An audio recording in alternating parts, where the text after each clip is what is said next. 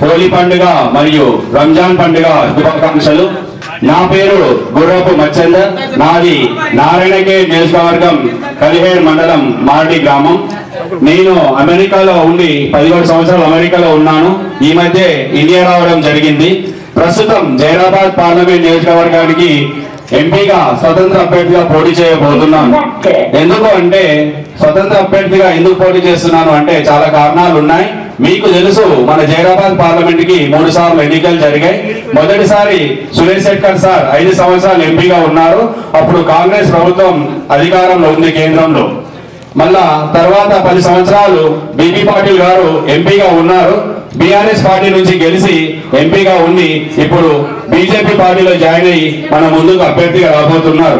మీకు తెలుసు, వీళ్ళిద్దరు ఏమన్నా అభివృద్ధి చేశారా మీరే ఆలోచించండి. మన జైరాబాద్ పార్లమెంట్ నియోజకవర్గాన్ని ఎంత నిర్లక్ష్యం చేశారు మీరు గమనించండి. వీళ్ళు ఎప్పుడు ప్రజల మధ్యలో ఉండలేరు, ప్రజల మధ్యలో తిరగలేరు, ఎవరితోనూ ఏ సమస్యల మీద చర్చించింది లేదు. బీబీ పాటిల్ గారికి అయితే అసలు తెలుగు రాదు, ఎవరితో మాట్లాడరు. ఆయన మాట్లాడేది కూడా మెల్లిగా ఉంటుంది, ఎవరికి వినపడదు. ఏ సమస్య మీద అవగాహన లేదు. ఎలాంటి ఎప్పుడు కూడా ప్రజా సమస్యల మీద ఏనాడు పార్లమెంట్ లో పోరాడింది లేదు, ఇక్కడ పరిశ్రమలు తెచ్చింది లేదు. ఆయన పెద్ద ఇండస్ట్రియలిస్ట్ అని చెప్పుకుంటాడు, 100 కంపెనీలు ఉన్నాయని చెప్పుకుంటాడు. ఒక్క ఇండస్ట్రీ అన్న మన ప్రాంతానికి తీసుకొచ్చారా మీరే ఆలోచించండి. వాళ్ళు ఎంతసేపు ఢిల్లీలో ఉంటూ వాళ్ళ స్వలాభం కోసం, వాళ్ళ సంస్థల కోసం, వాళ్ళ కాంట్రాక్ట్ల కోసమే పనిచేస్తున్నారు తప్ప ఏనాడు ప్రజా సమస్యల మీద ఏనాడు ప్రస్తావించింది లేదు. ఢిల్లీ పార్లమెంట్ లో ఉండాలి అంటే ప్రజా సమస్యల మీద నిరంతరం అక్కడ మనం చర్చించాలి. మన సమస్యలు ప్రధానమంత్రికి తెలియజేయాలి, కేంద్ర మంత్రులకు తెలియజేయాలి, కేంద్ర అధికారులకు తెలియజేయాలి. అలాంటిది ఎప్పుడూ చేయలేదు వీళ్ళు. ఎంతసేపు వాళ్ళ ధనార్జన, వాళ్ళ స్వలాభం కోసమే పనిచేస్తున్నారు. అలాంటి వ్యక్తులు మళ్ళీ ఇప్పుడు మన ముందుకి వచ్చి ఓట్లు అడగబోతున్నారు. ఇప్పుడు మనం వాళ్ళ ఓటు వేస్తే ఏమన్నా ఉపయోగం ఉంటుందా మీరే గ్రహించాలి అని నేను వేడుకుంటున్నాను. మన ప్రాంతం అభివృద్ధి చెందాలి అంటే నేను ఒక స్వతంత్ర అభ్యర్థిగా నిష్పక్షపాతంగా నిస్వార్థంగా ప్రజలకు సేవ చేయాలి అని మీ ముందుకు వస్తున్నాను.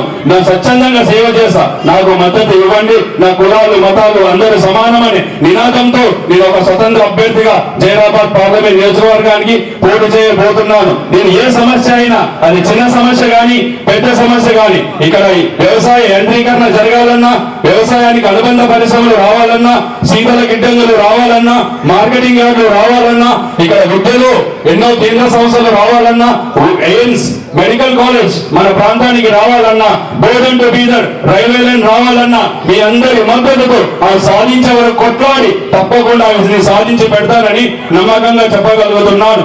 ఏ సమస్యనైనా 1కి 10 సార్లు ప్రధానమంత్రితో గాని కేంద్ర మంత్రులతో గాని కళ్ళకు కట్టినట్టు 1కి 10 సార్లు వివరించి ఆ సమస్య పరిష్కారం అయ్యేంత వరకు పోరాటం చేసి ప్రతి సమస్య మీ అందరి మద్దతుతో నేను పరిష్కరిస్తానని కూడా నేను మనవి చేస్తున్నాను. ఇది మీరు మన ప్రధాన పార్టీలకు మీరు ఓట్లు వేస్తే ఎలాంటి ప్రయోజనం లేదు. ఆల్రెడీ చూసాం, మోడీ గారు 10 సంవత్సరాలు ప్రధానమంత్రిగా ఉన్నారు, కేసీఆర్ గారు 10 సంవత్సరాలు ముఖ్యమంత్రిగా ఉన్నారు. ఇప్పుడు మనం తెలంగాణ ఇచ్చిందన్న కృతజ్ఞతతో రేవంత్ రెడ్డికి 5 సంవత్సరాలు ముఖ్యమంత్రి పదవి అప్పచెప్పాం. మన సమస్యలు తీరుతున్నాయా? కొంతవరకు తీరిన చాలా సమస్యలు, చాలా పేదరికం ఉంది, ఎంతో మందికి అన్యాయం జరుగుతుంది, గవర్నమెంట్ పథకాలు అందరికీ దక్కట్లేదు, దక్కిన వాళ్ళకి 2 రోజులు దక్కుతున్నాయి. ఇలాంటి సమస్యలు పోవాలంటే ఒక స్వతంత్ర అభ్యర్థి నిష్పక్షపాతంగా అందరూ నావాలే అని పనిచేస్తే తప్ప ఈ సమస్య తీరదు. అందుకని మీరు అలా ప్రభుత్వాలు ఆల్రెడీ చూశారు. ఇప్పుడు ఒక స్వతంత్ర అభ్యర్థులు మీరు మద్దతు తెలపండి. నేను స్థానికంగా ఉంటా, మీ మధ్యలో ఉంటా,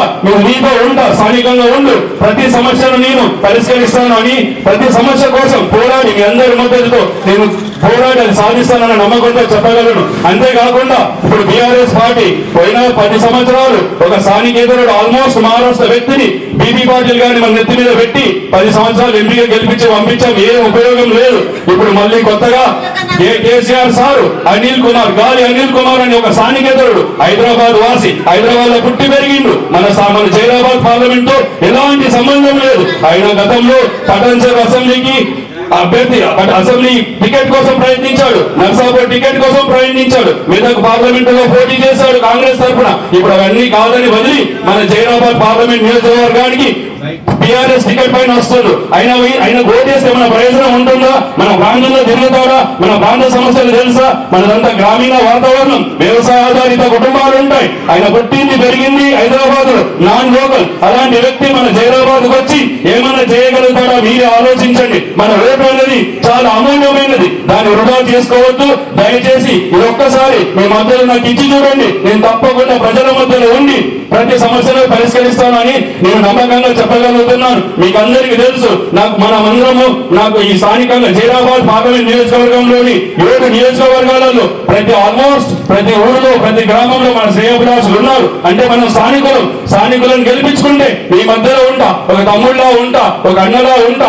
ఏ సమస్య వచ్చినా నేనే మీ నమస్కారం పెట్టి మీ దగ్గరికి వచ్చే సమస్య తెలుసుకొని ఆ సమస్య పరిష్కారం కోసం కృషి చేస్తాను తప్ప అదే బడా పారిశ్రామికవేత్తలకు ఓటేస్తే మీరు వంగి దండం పెట్టాలి వాళ్ళకి. అలాంటి పరిస్థితి అవసరమా? మీరే గ్రహించి ఒక్కసారి ఈ స్వతంత్ర అభ్యర్థికి మీ మద్దతు తెలపండి. తప్పకుండా ఏ సమస్య వచ్చినా వదిలిపెట్టకుండా పరిష్కరిస్తానని నేను నమ్మి చెప్పగలుగుతున్నాను. ఈ నా తొలి ప్రయత్నానికి మీ మద్దతును, ప్రేమను ఇచ్చి నన్ను ఆశీర్వదిస్తారని ధన్యవాదాలు.